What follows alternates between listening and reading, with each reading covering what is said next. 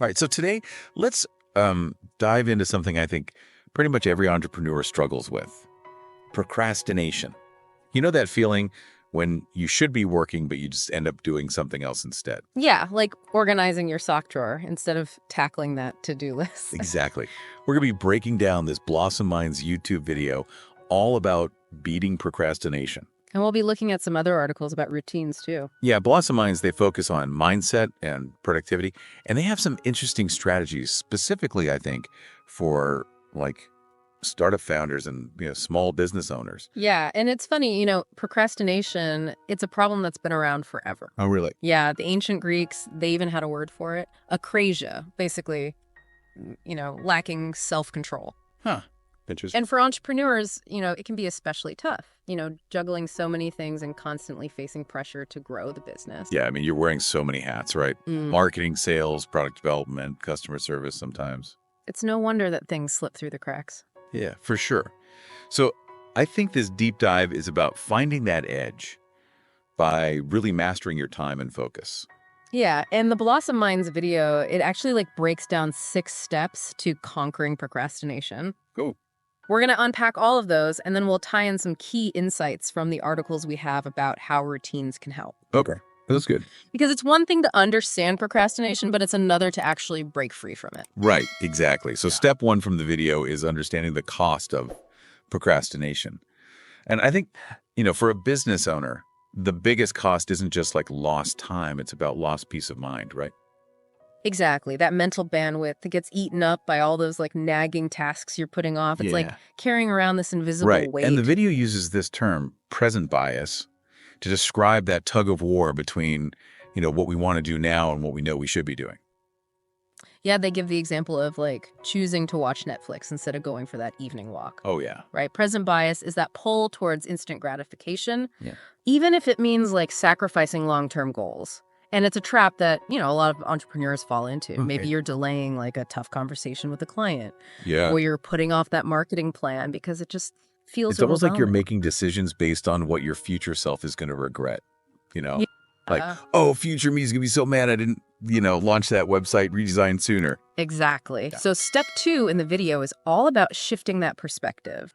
They suggest you ask yourself, what would be different if I completed this task right now? Okay, so instead of focusing on how much I'm dreading, making those sales calls, right, I should think about the impact closing those deals would have, on my business. Exactly. How would finishing that task change things for you? Maybe it frees up some mental space for something else. Yeah. Or maybe it's the key to hitting a major milestone. Yeah.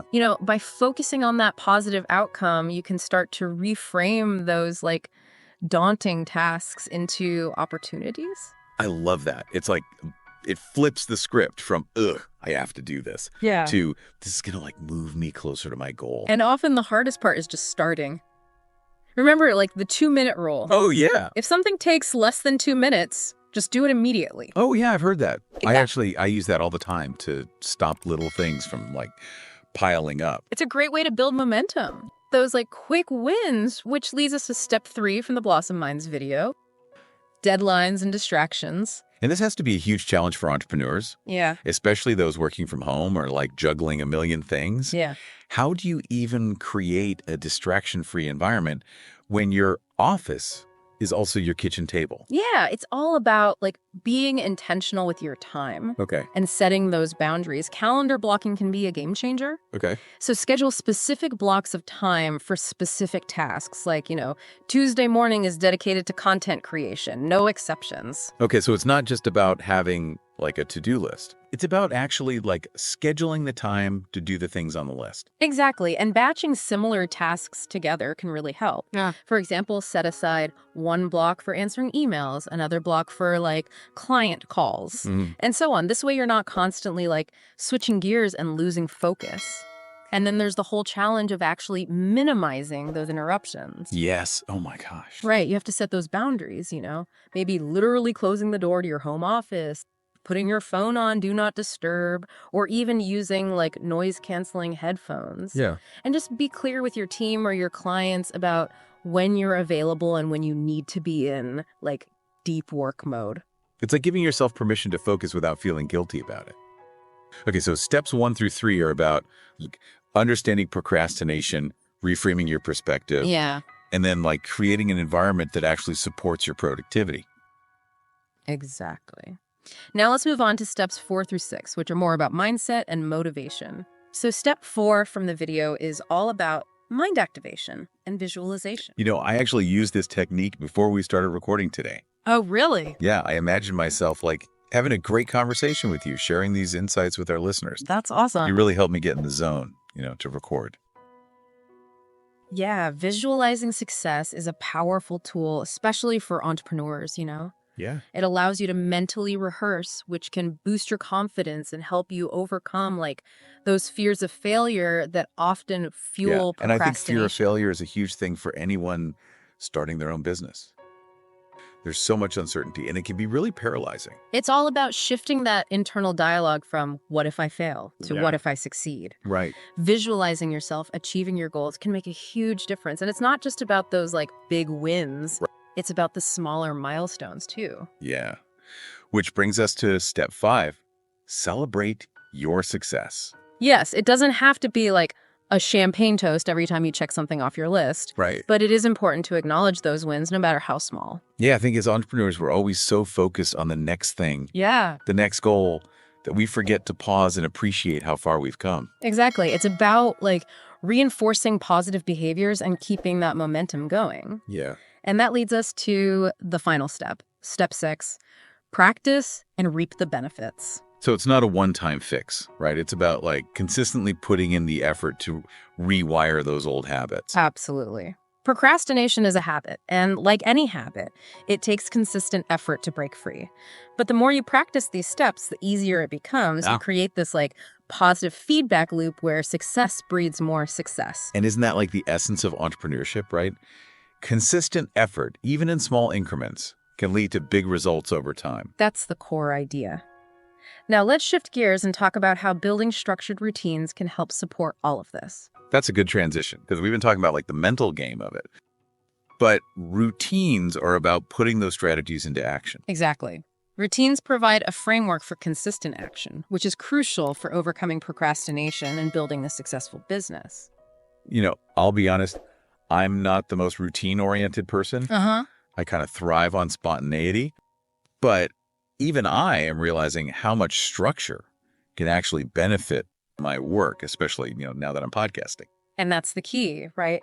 Routines need to be tailored to your individual needs and preferences. Right. There's no one-size-fits-all approach. Right. The goal is to create a structure that supports your goals and makes you feel more productive and in control. Oh, that's a relief to hear, honestly. So let's look at some of the key points from the articles that we have about morning and evening routines. Mm-hmm. What are some of the things that really stand out, for entrepreneurs? Well, the first one is prioritizing sleep. Okay, and I know I'm guilty of this one. It's so tempting to burn the midnight oil when you're building a business, but I can definitely feel the effects the next day. Inadequate sleep impacts everything. Your energy levels, your decision-making abilities, your ability to handle stress. And for entrepreneurs, burnout is a very real risk. Yeah, it's like you're running on fumes. Exactly. So prioritizing sleep is crucial for both your mental and physical well-being, which directly impacts your ability to show up and do your best work. So more sleep, less procrastination. Got it. What else stands out from the articles? Another key point is limiting distractions, especially in the morning. Ooh, this is a tough one for me. I'm so guilty of reaching for my phone first thing in the morning, getting sucked into emails or social media. It's a common trap. But when you start your day reacting to other people's demands, you're putting yourself in a reactive mode instead of a proactive one. Yeah, it's like you're letting the day control you instead of taking charge of the day. Exactly. So the idea is to protect those first few hours of your day and dedicate them to your most important tasks. That way, you're starting the day focused on your priorities, not someone else's. So resist the urge to check those notifications and focus on what will really, move the needle for your business. Precisely. Now let's talk about evening routines. What should entrepreneurs focus on as they're wrapping up their day? Well, I'm guessing it's not about catching up on those emails you didn't get to during the day. You got it. Evening reflection is incredibly valuable. Taking a few minutes to review the day, whether it's through journaling, meditating, or just like mentally going over what happened, can have a huge impact. That's like debriefing with yourself. Exactly. It helps you spot patterns, learn from your mistakes, and plan more effectively for the next day. And maybe even identify those procrastination triggers we talked about earlier, Yeah. Like, okay, every Tuesday afternoon, I find myself putting off those invoices. What's up with that? Exactly. By reflecting on your day, you can start to understand your own patterns and develop strategies to break those unproductive cycles. So, sleep, limiting distractions, evening reflection, anything else that jumps out from the articles about routines. Yes. The articles also talk about like incorporating exercise and mindfulness practices into your routine. Right. And I mean, those are good for everyone, but especially for entrepreneurs, right? Who are dealing with constant pressure and stress. Absolutely. Even a short walk or, a few minutes of meditation can make a huge difference in your energy levels, your ability to focus, and your overall well-being. Yeah, it's like investing your most valuable asset, Yeah. yourself.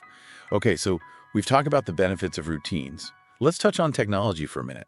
How can entrepreneurs use technology to support their productivity goals and overcome procrastination? Yeah, technology can be a fantastic tool, but it's important to use it wisely. Right. Project management apps like, Trello or Asana can be really helpful for staying organized and tracking your progress. Yeah, those are great for managing tasks and collaborating with teams.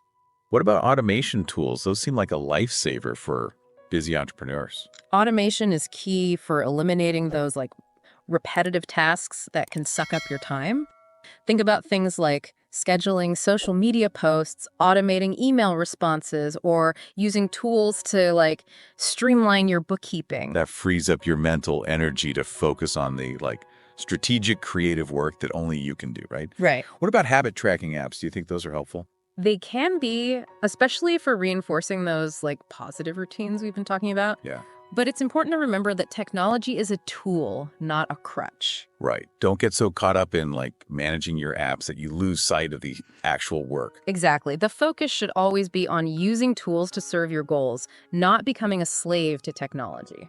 So it's about finding that balance between harnessing the power of technology while staying grounded in what works best for you and your business. Well said. Sometimes the simplest solutions are the most effective, A pen and paper can be just as powerful as a fancy app. It's all about finding what works for you and using those tools intentionally to support your goals, not just because they're the latest trend. Exactly. Wow, I feel like we've covered a lot of ground here. From ancient Greek philosophy to modern productivity hacks, it's been quite a journey. And remember, this is just the beginning. The real work starts when you take these insights and apply them to your own life and business. And that's a great segue to our outro. And we believe it's within reach for anyone who's willing to put in the work, overcome those challenges, and stay focused on their goals. So to all the entrepreneurs out there listening, we're cheering you on. Take action, stay persistent, and don't be afraid to ask for help when you need it. And remember, the only limit to your success is the one you set for yourself.